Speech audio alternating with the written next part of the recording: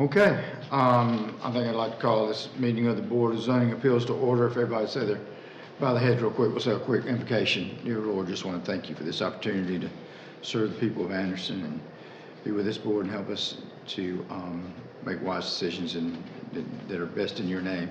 Be with our leaders in this country and help them make wise decisions for all of us. I ask this in your name, amen.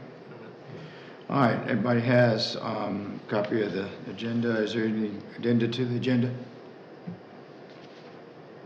Maurice? I'm sorry, no, sir, no agenda I tonight. took your minutes, I'm sorry. Okay, everybody has a copy of the minutes from May 25th. Any additions or corrections? Do we have approval of the minutes? I make a motion we approve. I have a motion to approve, a second. All in favor say aye. Aye. All opposed, like sign.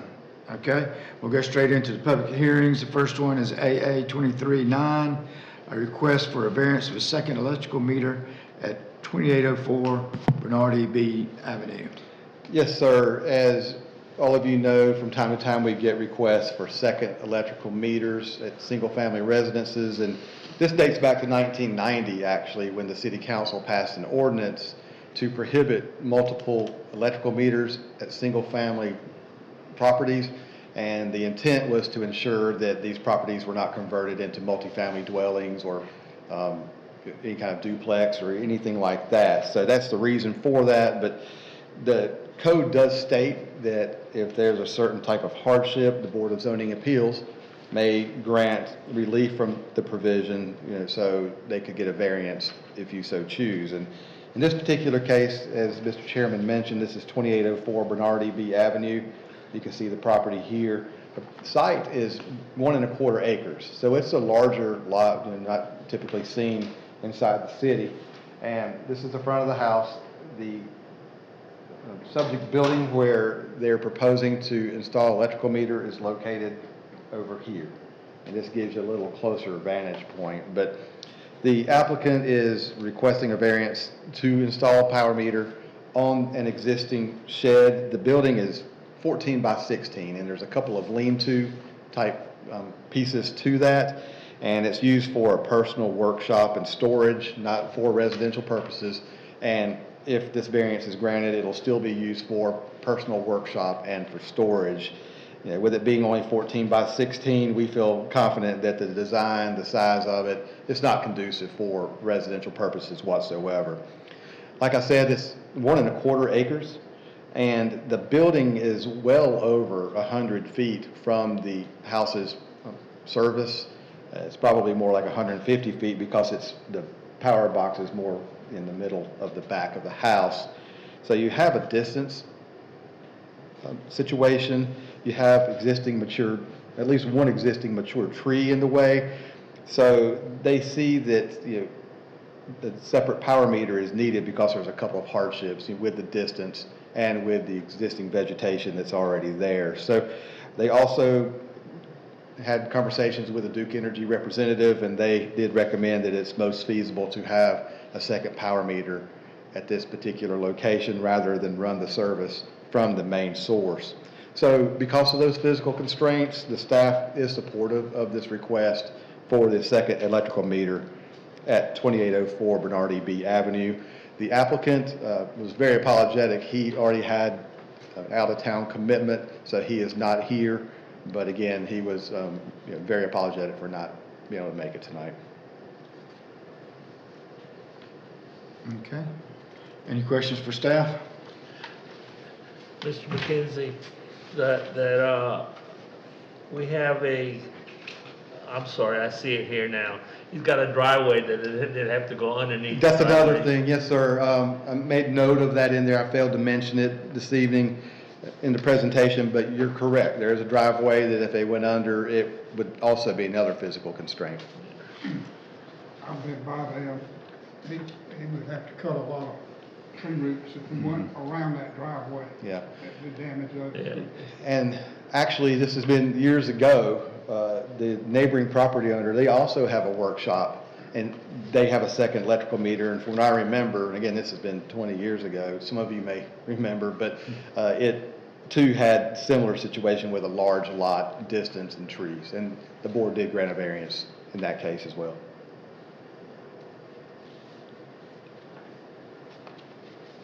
Mr. Chairman, I recommend approval.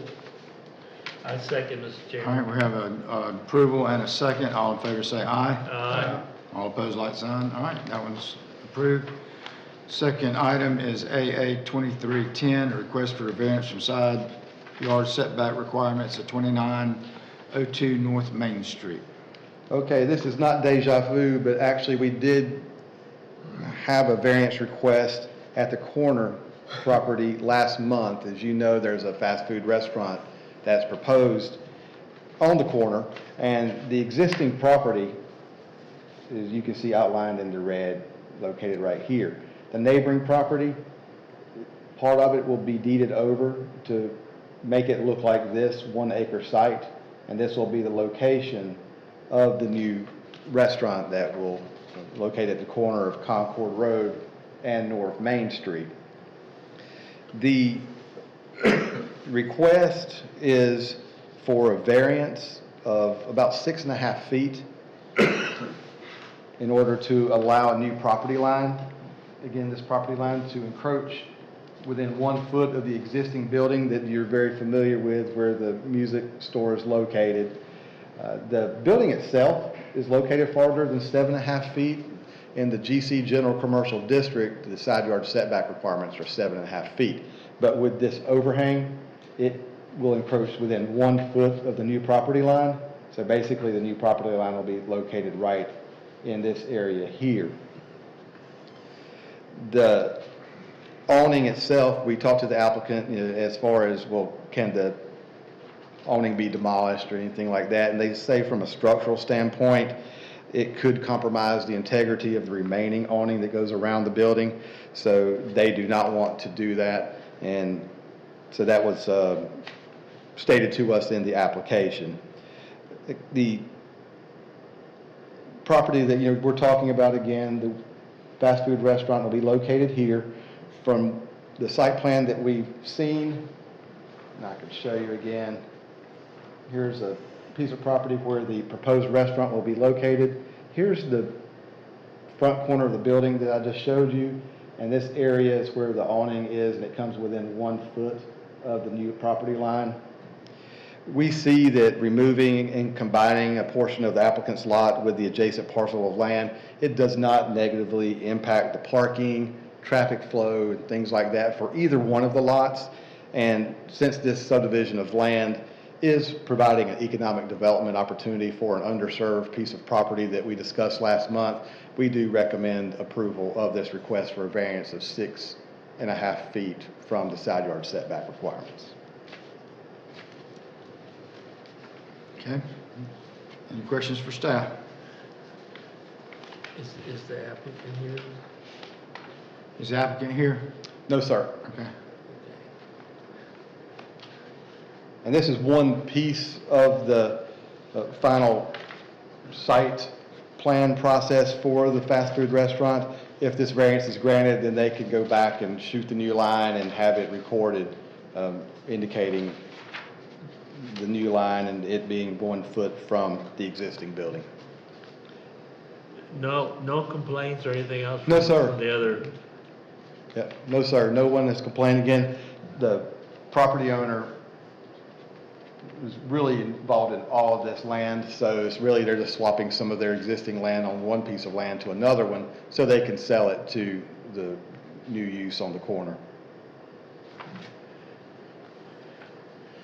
Mr. Chairman, I'm familiar with that corner there because I live down the street on Concord, and anything new there is going to be a big improvement. And I mean, right now that thing has been an eyesore for a long time, and I have no problem with this, sir. In fact, I make a motion that we approve this. All right. We have a motion to approve. Second. We have a second. All in favor say aye. All opposed, like sign. All right, that one has been approved also. Very good, thank you. Third item on the public hearings is AA 2311, a request for a variance from signage requirements at 2109 Highway 81 North. Thank you. This is 2109 Highway 81 North. All of you are probably familiar with this because this is a high-traffic area, and you see a new restaurant, Culver's, being constructed. And from the way it sounds, they will be operational in about 90 days or so.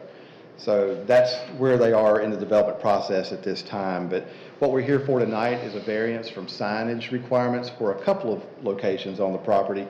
Again, you can see the site, and you can see tree coverage on the front, which they're going to retain the trees along the front, which we're very pleased with from a landscape standpoint, meeting some of our guidelines.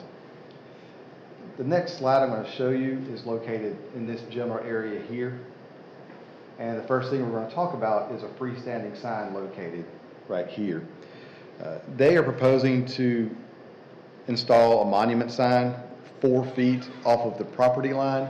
Our guidelines state that freestanding signs must be 5 feet off the property line. They want to bring it within 1 foot of the property line. Sorry, I may have said that backwards. They want a variance of 4 feet so they can come within 1 foot of the property line.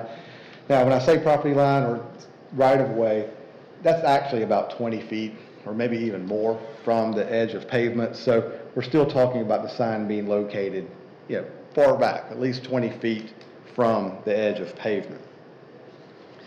The reasoning why they would like to move the sign a little bit forward, I mentioned a moment ago, they decided to retain some trees along the frontage, which from an aesthetic standpoint was something that we were really encouraging. So from a visibility standpoint, they wanted to bring the sign a little bit closer. And another point I want to mention is that right now you can install a sign that's 25 feet in height at this location, 150 square feet. Well, we've been working with them and talking to them about some of our new sign guidelines that are coming down the pike in the next few months. So they elected to scale that sign down. So we were pleased to see the fact that they wanted to install something more monument, a little more attractive than what they could have put in at the 25-foot height level. So that's where we are with that one. And this shows you a little bit closer of where we're talking about for the monument sign. This is the site, maybe hard to see. Their entrance is on the northern side of the property, so it's on the far side. That way there's no visibility issues with ingress and egress at the site. So this is where the location would be. And again, this is the property line, but the edge of pavement for Highway 81 is down here. So again, although they're asking for a variance of 4 feet, the sign will still be 20 plus feet from the curb. The next part of the sign request is to allow for 2 menu boards to be placed in a double drive-through lane with a sign area of 46.29 square feet each. Now, we see menu boards at every drive-through, and these days we see double drive-through windows. That's becoming more and more common. And what they're wanting to do is install 2 of those. The sign guidelines allow menu boards to be 20 square feet each. In this particular case, they're 46.29 square feet each. Now, the signs we're talking about, again, these are in the drive-through. Here's the building footprint right here. The signs we're talking about are located in the very back of the building. They're not visible from the street. They're not intended to be visible from the street. They're for the motoring public as they're ordering food. The menu boards that they are proposing are typical of what they have at their other restaurants. They have an extensive menu, and if they reduce the square footage, they will only be allowed to display a certain amount of their product, not all of it. So they're asking for a variance of 20 square feet each, 26 square feet each, so they can have the menu boards that's typical of what they have in other locations. And once again, the location of the menu board is set back, it's behind the building, not intended to be visible for the public. One thing I did not show you earlier was the monument sign that they're proposing. This is the sign out on the frontage, the freestanding sign. It's 9 feet in height and 7.5 feet in width. So that's what they're proposing. Again, they could go higher with a freestanding sign, but they're electing to do it in that manner. When you look at sign variances, there's a specific section in the guidelines that state there's certain pieces that should be met. You need to make sure that the adjustment for the proposed signs will not significantly increase or lead to street-level clutter, will not adversely dominate the visual image of the area, and will not be inconsistent with the objectives of the sign regulations for that district. Also, need to make sure that the signs do not create a traffic hazard. And also, one of these criteria must be met. The adjustment will allow a unique sign of exceptional design or style, which will be a visible landmark. And the adjustment will allow a sign that's more consistent with the architecture and development of the site. Now, we can take these separately if you want. I can talk about the monument sign first from a staff recommendation, but we do recommend approval of the variance request to move the sign 4 feet forward to have a variance of 4 feet, 1 foot from the property line. We see that the sign where it's located will definitely not create a traffic hazard. It's still set far back from the road. It's away from their entrance. The monument signs typically have a more attractive design, and it fits into the streetscape, and as I mentioned, the tree canopy that's there, it works very well. They don't conflict with one another. They don't have a pole sign up there in the tree canopy. And the sign design mimics the design characteristics of the building's facade. So we recommend approval of the freestanding sign in that manner. I'll go ahead and give our recommendation for the drive-through reader boards as well, but we do recommend approval of that as well. Number one, it does not increase street level clutter because again, it is intended to be seen in the drive-through windows. You can't see it, for all intents and purposes from Greenville Street.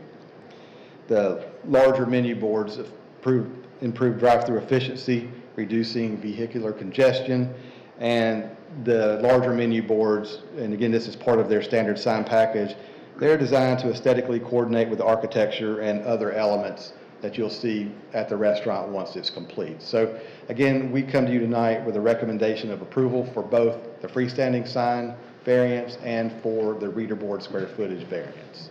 The applicant is in attendance tonight if you have any questions for him as well. Okay, we'll start out with any questions for the staff.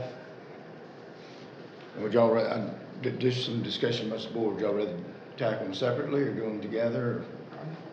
I like them together. I just. Let's say we're doing together unless Put there's them some kind, together. unless there's Yeah, some put kind something in of there. question with one of them Yeah. or whatever, then we can divide them up. All right. Is the applicant here? Yeah, the applicant, yes, if the applicant, if you'd like to stand up and state your case, state your name, state your case, you're more than welcome to. Hello, gentlemen. Thanks for having me tonight. My name's David Hubb. I'm the owner of the Culvers at that location, and certainly appreciate you taking the time and the effort to consider these variances. I think they're very minor, and in fact, I think they're a little better than what those other options might be. And as he so correctly put, at least with the drive-through signs in back, those really aren't visible to anybody except for somebody who's behind that building in the drive-through. And you've got a beautiful pedestal sign up front that blends in beautifully. It's going to be a gorgeous site, and we're very sensitive to the community, and we want to do what's best for everybody. All right. Any questions for the applicant? No, what was your first name, sir? David. David? Yes, sir. David. My big concern was, when I was reading this, was the sign and the traffic, was like if you're coming out, is it going to be impaired, the traffic, because there are one particular lane right down in there. Yeah. Somebody wants to come out, looking down there, but like Mr. McKenzie said, that's not a problem. That's a very nice, I've seen the building and I like, your sign. The ones in the back, nobody's going to see those. That is Nobody's going to see correct. those. Yep. And as long as it's not a traffic hindrance, for lack of a better word, I think that's going to be a very nice building, a very nice addition to. Yeah, it's going to be beautiful. Mr. McKenzie, 81. Mr. And, McKenzie nailed that, absolutely. There's no issues. That's all the way in the other corner of that front of the property, so there's no issues as far as, that ability to see, no impact on anybody's visual awareness of that, so. Mr. Chairman, unless somebody else has anything to say, I have there any no other- problem with this. All right, is there any other discussion? Anything Is there else? right? I think it's far enough down the road, far away from that driveway, it comes out, there's no problem. Absolutely, absolutely. So, Maurice, it's gonna be back up here, back behind that, where that, fire hydrant is? Yes. Yep. Okay. Yeah, I think that's plenty. Thank you very much. Thank you, sir. Again, Mr. Roberts, you can see again, this was. Where's, I didn't see. Maybe more toward the corner of the hydrant, might Driveway down be, here. Yeah. maybe more in this area, is that right? Okay, Yeah, it's gonna be kind of right in that corner. You see that vault that's right there? It's gonna be kind of next to, just right where that tent is right now, right where you just had. That right there, So next- that's gonna yeah. be So a kinda little right there. to the left, yeah. Yeah. So you can see again, this is the property, and it's located here, and again, this is the property line, but the actual road is. okay, I was just trying to get a visual on. Yeah. Yeah, it's just From gonna that be- fire hydrant, how far away that would be. and Right. So it's big back behind that, so it's, I agree, I think it's plenty of room on Yeah, we there. said at least 20, it could be a good bit more. Yeah, and it's nice. It's tucked right along that tree line, The so, only and other it's a nice, concern I have with the other one beautiful is, sign. you pass that, and then everybody else is gonna want bigger Yeah. signs, but it's back behind there, so, you know, I don't have a problem with that one either. That's really not a sign, to me, that's a Yeah, menu. right. I don't- Okay, well, I make a motion to approve. all right, we have a motion to approve. Second? Thank you. All right, all in favor say aye. All right. All opposed, like sign. All right, it is approved. Thank you very much. You and CC can't read it. All right, is there anything else on the agenda? That is it tonight. We really appreciate your time coming out this evening. All right, you have a motion to adjourn, I make a motion, we adjourn. and a second. We, all in favor say aye. All right. All opposed, like sign. We are adjourned. Thank you. Thank you, sir.